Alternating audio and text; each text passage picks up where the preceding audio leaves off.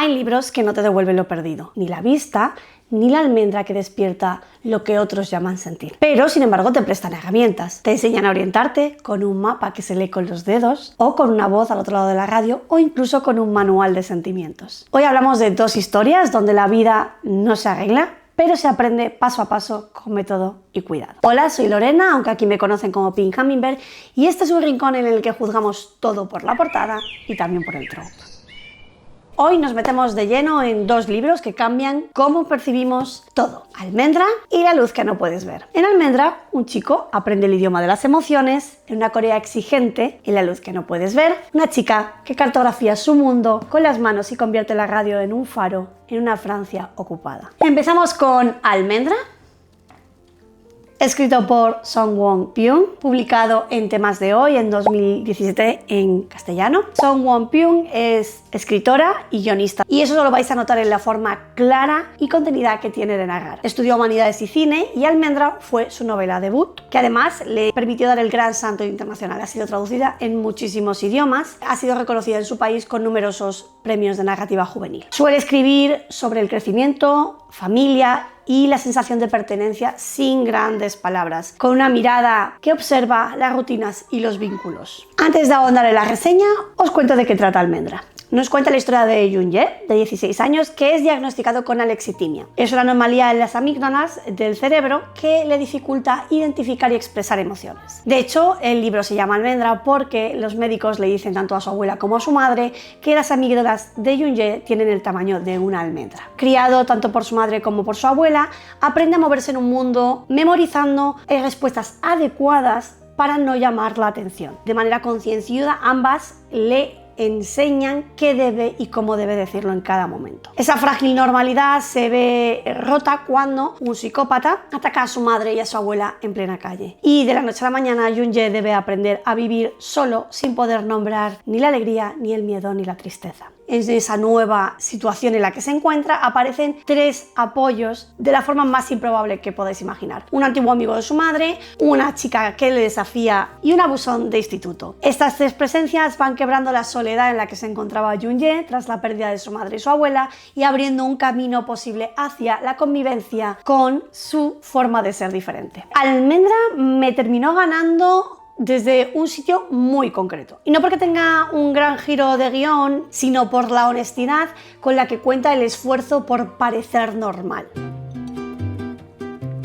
El arranque me costó bastante porque la autora te da una sensación muy fría y contenida, pero a medida que vas avanzando en la novela te das cuenta y entiendes que esa frialdad es parte del punto de la novela, porque estamos al fin y al cabo en la cabeza de una persona con alexitimia, y esa prosa tan distante intenta evocar el fuero interno de Yoon-jae. Y una vez que acepté que eso era parte de la historia, el libro se abrió por completo a mí. Algo que aprecio mucho de la novela es que separa la empatía del espectáculo. Te muestra un método muy estricto de repetir, memorizar y volver a intentar. Estamos además en una sociedad surcoreana que premia la uniformidad, y ver cómo la madre y la abuela le entrenan para sobrevivir tiene un punto de dureza y de ternura al mismo tiempo. Ese nivel de exigencia que tienen tanto la madre como la abuela no es ni más ni menos que una muestra de amor, porque al fin y al cabo él crece en un entorno en el que no se perdona esa diferencia. Lo que luego sucede es que cuando esa red de cuidados que ha tenido toda su infancia y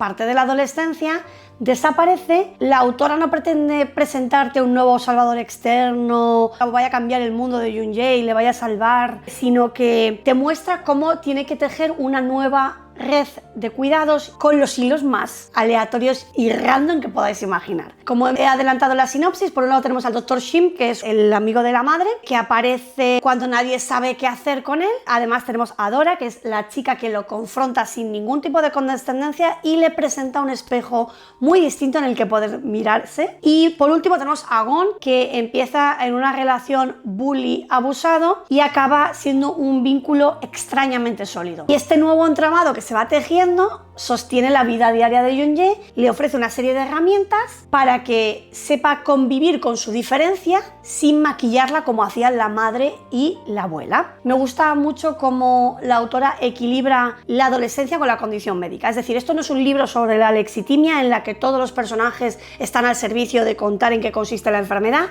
sino que es un coming of age en el que su realidad implica tener esa condición que afecta de forma transversal a toda su vida y en todos los aspectos que podáis imaginar de su día a día. La estructura de la novela es en capítulos cortos, lo cual a mí me funciona siempre y especialmente cuando lo leí, porque venía de una época de lecturas pocas o ninguna. Me costaba muchísimo concentrarme, entonces sí, los capítulos cortos siempre me ayudan a sentir que avanzaba. Si le pongo quizás un pero es que en la segunda parte de la novela se repiten dinámicas. Creo que eso ha hecho que no haya tenido lugar un desarrollo mayor en personajes secundarios que creo que merecían un poquito más de espacio en la trama y en la novela. Pero aún así creo que la coherencia emocional en conjunto compensa un poquito esos peros. En resumen, lo que Almendra no es una fábula, es una narración que habla de la integración, de cómo el lenguaje, las rutinas y las personas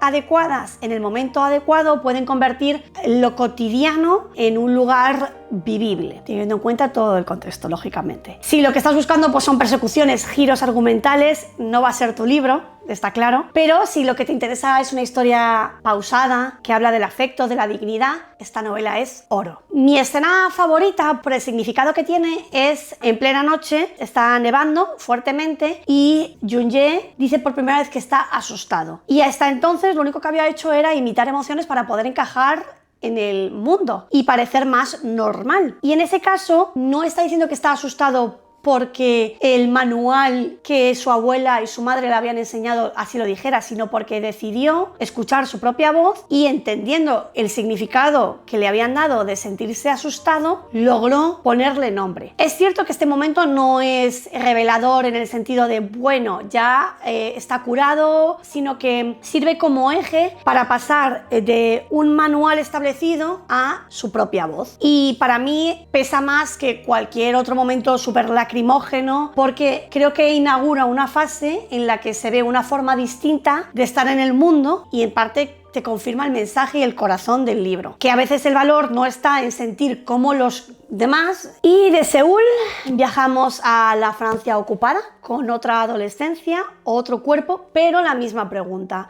Y es cómo se vive cuando el mundo no está hecho para tus sentidos. La luz que no puedes ver, de Anthony Doerr, publicado por Suma de Letras en 2015, aunque mi edición es la edición de bolsillo de 2018. Anthony Doerr es un escritor estadounidense conocido por combinar la curiosidad científica y la sensibilidad literaria. Antes de La luz que no puedes ver, había publicado cuentos y la novela sobre Grace, que también la tengo aquí. Y más tarde llegaría Cloud Cuckoo Land y es conocido por su prosa muy sensorial. Tiene atención al detalle, a la naturaleza y a los objetos dentro de sus novelas. Y como siempre, antes de entrar en la reseña, os cuento un poquito de qué va La luz que no puedes ver. Nos encontramos en París, años 30, y Marie-Laure vive con su padre, que es el encargado de las 1000 cerraduras del Museo de Historia Natural. Y cuando pierde la vista de niña, él le construye una maqueta perfecta del barrio para que pueda memorizar las calles y las puertas con el tacto, así como contar los pasos de un punto a otro y darle una cierta autonomía. La ocupación nazi los obliga a huir a Saint-Malo, en la costa de Francia, donde se refugian en casa de su tío Etienne. Con ellos viaja una gema del museo, el mar de llamas, que es tan valiosa como peligrosa. En una cuenca minera de Alemania, Verna crece en un orfanato junto con su hermana Jutta. Fascinado por una vieja radio y dotado para la electrónica, su talento lo conduce a una escuela de élite del régimen y luego al frente, rastreando misiones clandestinas en una Europa en guerra. La novela alterna ambas vidas mientras el cerco se estrecha. Por un lado, una chica que aprende a ver con el tacto y el sentido, y por el otro, un chico que descubre el poder y el precio de saber escuchar. Este libro fue premio Pulitzer el mismo año de su publicación, 2015, y curiosamente es el primer Pulitzer que me leo, y esa lista lleva años queriendo engordar mi tibiar. Mi historia con este libro, como siempre, muy personal.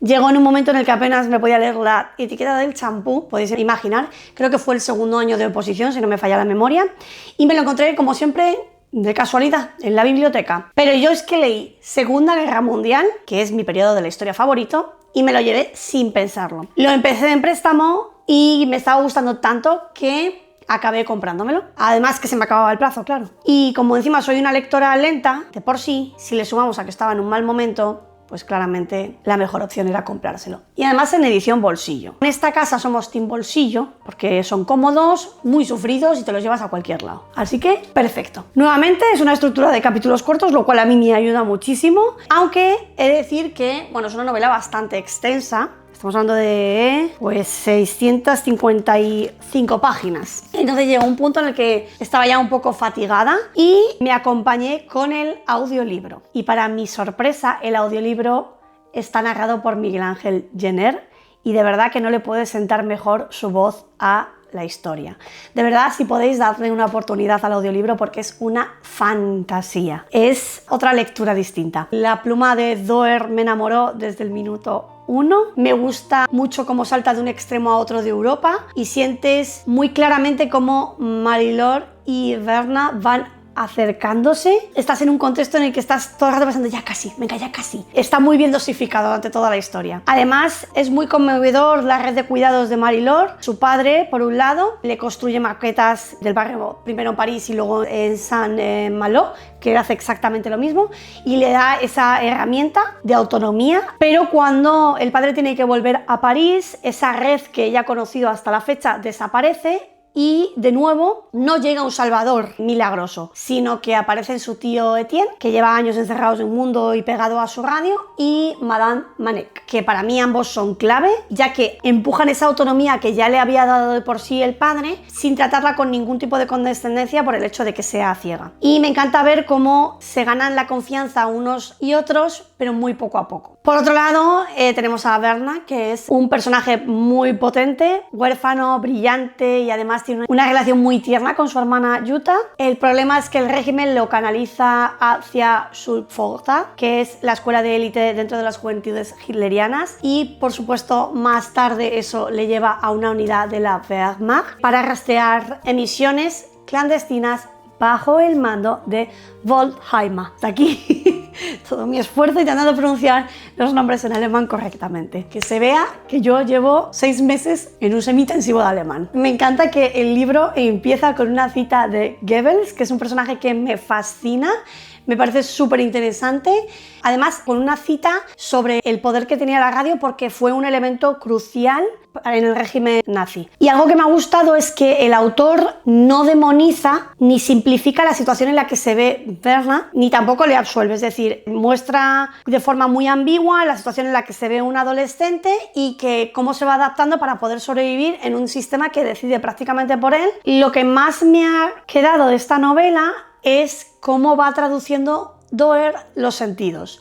Puedes perfectamente tocar la piedra, oler la sal, escuchar la ciudad, lo traslada todo muy bien al papel. Me gusta que tampoco romantiza la ceguera de Marie-Laure, sino que la convierte en una herramienta que con método y voluntad, bien sea con esa maqueta, esos pasos contados, esa memoria, la hace útil. Por otro lado, esa cotidianidad en una Francia ocupada, ves como cada gesto le da la importancia adecuada. Hace un año, creo, 2, estrenó Netflix la adaptación a la pantalla con una serie de creo que son 4 o 6 capítulos, no mucho más, no es muy extensa. Yo de hecho me la vi prácticamente en una maratón de una tarde. Me gusta porque acompaña la lectura, no la va a sustituir, nunca va a superar a la novela y eso es un hecho, pero está muy bien adaptada. Creo que tiene un elenco muy potente. Por un lado tenemos a Aria Mia Loberti como Marie-Laure, que además la actriz es ciega, lo cual bien, hace que sea todo más realista, además de darle visibilidad. Tenemos por otro lado a Mark Ruffalo, que está en el papel de padre de Marie-Laure,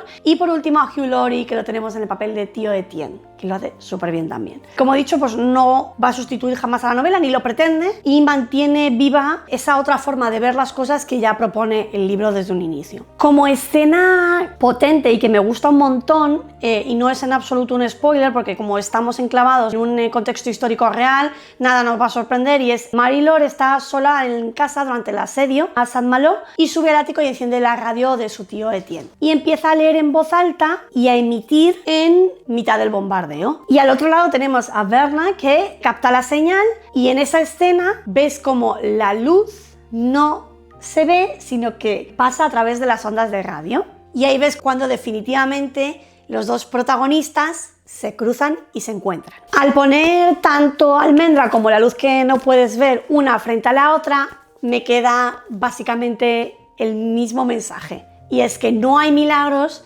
sino que hay un método y una red de cuidados. Estos dos adolescentes no corrigen su forma de ser, sino que se integran. Junye aprende a nombrar lo que le pasa y Marie-Laure convierte el tacto y la radio en un mapa. En ambos casos ves la importancia de las herramientas que les permite integrarse y además también ves la importancia de la red que los sostiene, la familia, esos aliados improbables, todo eso les hace elegir una y otra vez seguir adelante. Ver y sentir no son dones perfectos, sino que en este caso son dos verbos que requieren práctica. Y ahora te leo a ti. ¿Qué libro te enseñó otra forma de ver y de sentir? Dime si has leído alguna de las dos novelas y qué es lo que te ha atrapado o te ha hecho sentir cada una de ellas. Y recuerda que si el libro es bueno, se cancela todo. Si quieres más trope, portadas bonitas y charlas con café, aunque en este caso hoy ha sido un té helado de fresa y menta, ya sabes dónde quedarte. Nos vemos pronto.